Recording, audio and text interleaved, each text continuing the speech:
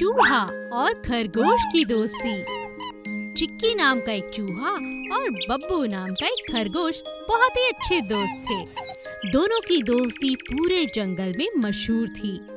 एक दिन खरगोश की तबीयत अचानक खराब हो गई और चूहा उससे मिलने आया। अरे दोस्त, तुम्हें तो बहुत तेज बुखार है। रुको, मैं अभी उल्लू वैद्य जी को लेकर आता हूँ। चिक्की वैद्य जी को लेकर आता है। उल्लू बहुत चालाक था। ओह, तुम्हें तो बहुत ज्यादा बुखार है। तुम्हें आराम की सख्त जरूरत है। खरगोश, आज से तुम्हें अपना बहुत ख्याल रखना होगा। तुम्हें एक बड़ी बीमारी हो चुकी है जिसका इलाज बस मैं ही कर सकता हूँ। पर तुम चिंता मत करो, मैं तुम्हें बिल्कुल ठीक कर दूंगा। बस जैसा मैं कहता हूँ वैसा ही करो। ठीक है। बब्बू और चिक्की डर जाते हैं। आप मुझे बताएं, आप जैसा कहेंगे मैं वैसा ही करूँगा। बस मेरे दोस्त को बचा लीजिए। तो जाओ, ये कुछ खाने की चीजें हैं, ये लेकर आओ। सामान शाम तक मेरे पास लेकर आओ और याद रहे सब कुछ बहुत अच्छा और ताज़ा होना चाहिए। ये क्या है? इतनी सारी सब्जियां और फल, इनका आप क्या करोगे? अरे तुम तो बड़े ही ना समझो। अरे मैं दवाई बनाऊंगा या अपने खाने का प्रबंध करूंगा। अगर इस बीच खरगोश को कुछ हो गया तो कौन जिम्मेदार होगा? इसीलिए मैं दवाई बनाऊंगा और ये सारा काम और खाने का इंतजाम तुम मेरे लिए करोगे। क्या तुम अपने दोस्त के लिए इतना भी नहीं कर सकते? नहीं नहीं, ऐसी बात नहीं है। आप जैसा कहेंगे मैं वैसा ही करूँगा। चिक्की सुबह से शाम तक बस खाना ढूंढने का ही काम करता। पहले वो खरगोश को खाना खिलाता और फिर उल्लू की बताई हुई चीजों का प्रबंध करना शुरू कर देता। इसी बीच शाम हो जाती और बिना कुछ ठीक से खाए पिए बेचारा सो जाता। चिक्की बब्बू से बहुत प्यार करता था, इसीलिए बिना सोचे समझे कई दिन तक बस ऐसा ही करता रहा। एक खरगोश अपने बिल से बाहर आता है और सोचता है, इतने दिन हो गए, अब मुझे बिल्कुल ठीक लग रहा है। ऐसा लग रहा है जैसे मुझे कुछ नहीं हुआ। ये उल्लू मुझे अभी तक बिस्तर पर ही रहने को क्यों कह रहा है? मेरा दोस्त इतना परेशान हो रहा है, जरूर कुछ गड़बड़ है। मुझे चलकर देखना चाहिए। खरगोश भालू के पास मदद के लिए जाता है और उसे पूरी बात बताता है। तुम चिंता मत करो, मैं पता लगाता हूँ आखिर बात क्या है। भालू पहले चूहे पर नजर रखता है और फिर उल्लू पर, और सारी बात जाकर खरगोश को बताता है। वो उल्लू तुम्हारे दोस्त को और तुम्हें मूर्ख बना रहा है। भालू और खरगोश की बातें सुनकर चूहा हैरान हो जाता है। तब खरगोश उल्लू से मिलने जाता है। अरे तुम यहाँ? तुम खड़े क्यों हो? बैठ जाओ, तुम बीमार हो। नहीं, मैं बिल्कुल ठीक हूँ। तुमने मेरे भोले भाले दोस्त को बहुत परेशान किया है। बस इतना कहते ही भालू, चूहा और खरगोश उसे खूब पीटते हैं और बेचारा उल्लू पिटते पिटते घायल हो जाता है। हमें अपने स्वार्थ के लिए कभी किसी को परेशान नहीं करना चाहिए। ईमानदार तोता और चोर। एक पेड़ पर बहुत से तोते रहते थे जो हर वक्त बोलते और बतियाते रहते थे। उन्हीं तोतों में एक तोता बहुत शांत था जो बहुत कम बोलता था। एक दिन तोतों का सरदार उस तोते के पास आकर कहने लगा, हम सब सारा दिन बातें करते रहते हैं और तुम हमेशा ही चुप रहते हो। हमारा बोलना ही हम तोतों की पहचान है। तोता यह सब सुनकर भी चुप खड़ा रहा। बाकी सब तोते उसे नकली तोता कहकर चिढ़ाने लगे।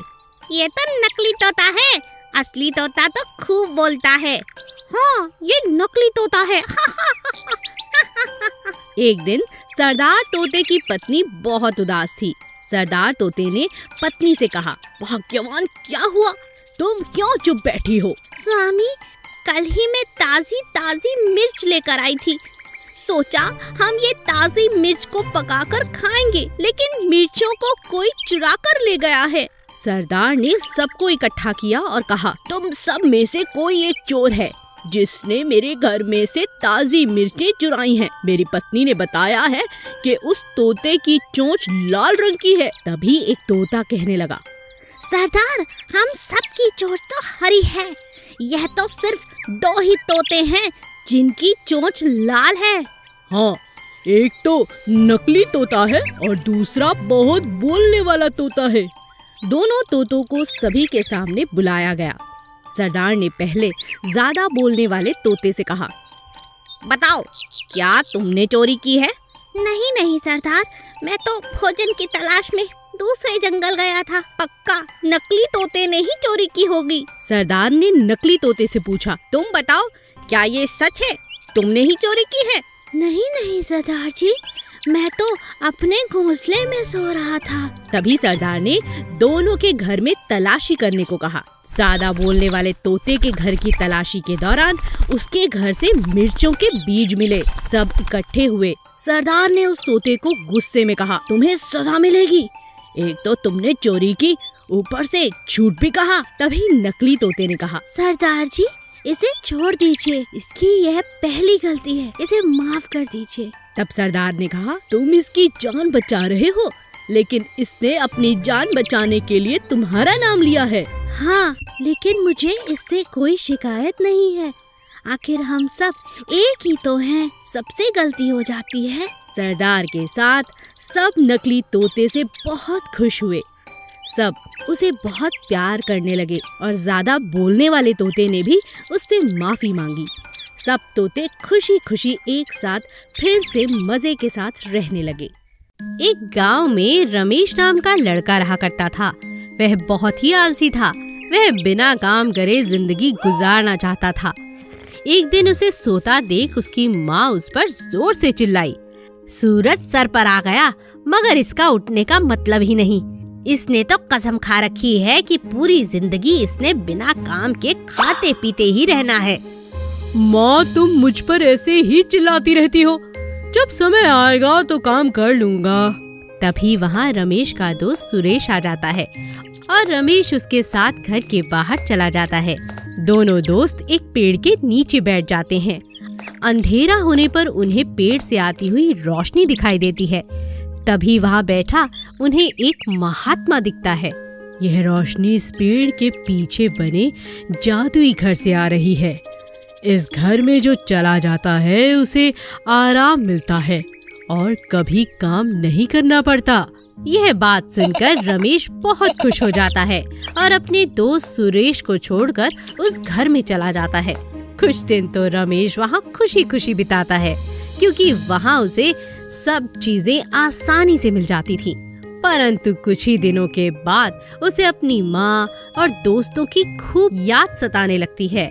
परंतु कुछ ही दिनों में उसे अपनी माँ और दोस्तों से दूर होने और अकेलेपन की वजह से उदासी आ जाती है और वह सोचने लगता है, मुझे अपनी माँ और दोस्तों के पास जाना है। मैं यहाँ नहीं रह सकता। कितने समय से यहाँ हूँ, कुछ करने के लिए भी नहीं है। अब वह काम करना चाहता था। तभी उसे अपनी माँ की आवाज सुनाई देती है, अरे अब उठ भी जा, कितनी देर हो गई है। रमेश समझ जाता है कि वो नींद में था और एक अच्छा सपना देख रहा था। जब रमेश की नींद टूटती है तो उसे पता चलता है कि वो एक सपना देख रहा था, लेकिन उसे इस बात की समझ आ चुकी थी कि बिना परिश्रम के कभी खुशी हासिल नहीं होती। मेहनत करना बहुत आवश्यक है। खरगोश और मोर की लड़ाई। एक जंगल में एक बहुत ही खूबसूरत मोर रहता था। उसके पंख बहुत प्यारे और रंग बिरंगे थे। काश आज बारिश हो जाए, बहुत गर्मी है। बारिश होगी तो मैं नाचूंगा, बहुत मजा आएगा। तभी अचानक खरगोश वहाँ आता है। तुम बारिश क्यों चाहते हो? बस नाचने के लिए? बहुत मतलबी हो तुम। मुझे तो बारिश बिल्कुल पसंद नहीं। हे भगवान, बिल्कुल बारिश मत करना। बारिश से मेरा सुंदर शरीर गंदा हो जाता है। तभी मोर कहता है, तुम और सुंदर।